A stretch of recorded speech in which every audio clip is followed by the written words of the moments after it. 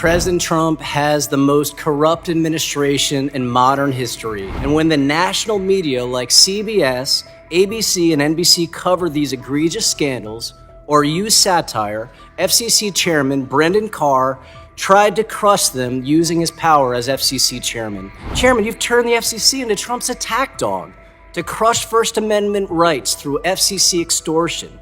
The Chinese Communist Party would be impressed. In 2021, is it not the public interest? Right here to the FCC asking us to take action when there's a transaction pending at the FCC to block a sale because Democrats thought it would be bad for reclaiming my time. You serve the American people. What is that issue? Is blatant corruption by the Trump administration. I think Congress can really help us here by putting guardrails on the FCC so that it cannot violate the First Amendment and censor content on broadcasters. Thank you, Chairman. President Trump has the most corrupt administration in modern history.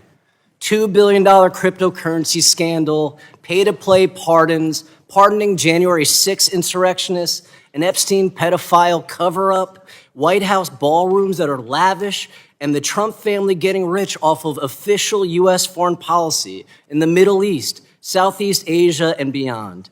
And when the national media like CBS, ABC, and NBC cover these egregious scandals or use satire, FCC Chairman Brendan Carr tried to crush them using his power as FCC Chairman. CBS covers the cryptocurrency corruption, pardon of the Binance founder.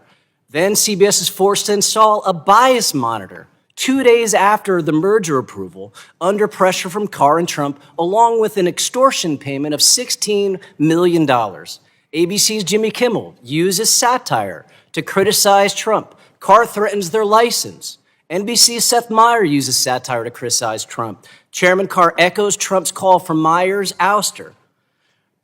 Chairman, you've turned the FCC into Trump's attack dog to crush First Amendment rights through FCC extortion. The Chinese Communist Party would be impressed. There was a time when you passionately defended First Amendment rights. In fact, you and I tangoed over COVID and issues related to that. So how do you justify using the FCC to censor news and satire of Trump's rampant corruption? Have an obligation to operate in the public interest. And in 2021, is it not the public interest? Right here to the FCC asking us to take action when there's a transaction pending at the FCC involving a Spanish language radio station in South Florida. Is it not in the public interest for people to know about the corruption that's happening in this administration? Step in and say, to win in 2022, this must stop. Pressuring the FCC to block a sale because Democrats thought it would be bad for reclaiming my time. You serve the American people. What is that issue? Is blatant corruption by the Trump administration and you trying to hide it. And everybody knows it. Commissioner Gomez, one day Chairman Carr's reign of un-American censorship will be over. How do we restore public confidence in the FCC after this national censorship scandal? Oh, thank you for that question. I think Congress can really help us here by putting guardrails on the FCC so that it cannot violate the First Amendment and censor content on broadcasters. And what do you think those guardrails should be? I think defining the public, what it means to serve in the public interest would be very helpful. Do you think highlighting corruption is in the public interest? I think the FCC should stay out of content, whether we like it or not. And that is the problem, is this administration wants to retaliate against news organizations that have the temerity to report factually about this administration. Well, the history books will not be kind to that. It's been over a year since Trump took office, and we still don't have rural broadband in rural communities like mine and others. You came to my district a while back in Orlando to hear from veterans who utilize internet to help with their health care. What has the effect been of the BEAD program still not being rolled out across America with regard to consumers? Yes, it is so important for us to be able to participate in this economy today, the digital economy, to have access to affordable broadband. And the communities that don't have that are getting further and further left behind. And as you know, when we came, we were talking about the Affordable Connectivity Program and how important that was to veterans to be able to make their meetings and their healthcare appointments without having to, in fact, travel. It saved them days of painful travel. So we need to focus on this issue so that every American can have access to affordable and accessible broadband, especially if we want to be world leaders in artificial intelligence. It is so important. And what happens to rural businesses, farms, ranches when they don't have access to high-speed broadband? If you don't have access to high-speed broadband, you really are at risk of being left behind. It is an imperative in today's economy, in this digital economy, to have access to broadband. Thanks, Chairman. I yield back. Will you commit to work before any changes are made? I'm always happy to commit to work to Congress. I'll take that as yes, and I'm going to take your word for it. I'm always happy to work with Congress. Without these programs, households face barriers to education, telehealth, and emergency communications, leaving them disconnected from opportunities in civic life. We cannot discuss fairness and media oversight without addressing the systemic barriers that leave communities behind. And I'm tired of seeing time and time again how the Trump administration hurts Americans and make their everyday life more costly. It is time to hold them accountable. Thank you, and I yield back. Thank the gentleman. The chair now recognizes the gentleman from South Carolina, Representative Fry, for 5 minutes to ask your questions. Thank you, Mr. Chairman. Thank you for the witnesses for being here, Chairman Carr. Commissioners, I really appreciate the opportunity to have this hearing today. Commissioner Trusty, I understand that you recently attended a conference in Dubai, and I'm curious your thoughts on that conference, just briefly, and what we need to do to ensure that the U.S. has a more unified position going into the conference in 2027. It seems critically important, given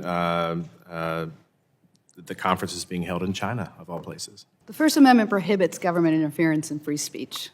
And so, in my view, the FCC should not be engaged in any activities that lead to either policing bias or pressuring newsrooms into how to report the news. So we should not be regulating content. So it would be all. fair to say that you would disagree with Chuck Schumer and Hakeem Jeffries' letter to Fox News? I think that to the extent any actions to pressure news by the government has led to the abuses that you are seeing under this administration, we should reconsider it. So Commissioner Gomez, as someone with a front row seat to how the FCC has operated under the Trump administration and Chairman Carr's leadership, I want to commend you for your initiative, the First Amendment Tour, to challenge government censorship and control. And I want to know if you could share with us some of what you have heard from broadcasters, journalists, freedom of speech advocates while you have been traveling around the country. Thank you for that question, Congressman. Yes, I have launched a First Amendment tour because I have been so concerned about this administration's abuse of its regulatory authority in order to target content in the free press. And what I've heard from communities is a lot of concern. And this concern is bipartisan. It's across the ideological spectrum because freedom of speech and the freedom of the press is paramount to our democracy.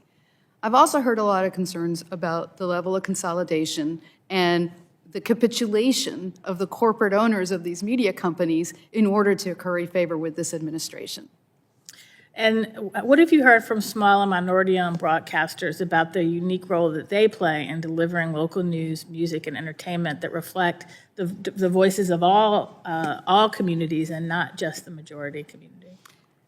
Small broadcasters are really the salt of the earth when it comes to serving their communities. And it's so important that we maintain a diversity of viewpoints that reflect the communities in which these broadcasters are serving. There's one thing I would like to correct for the record, and that is there are 4 national networks, ABC, CBS, NBC, and Fox, not just 2.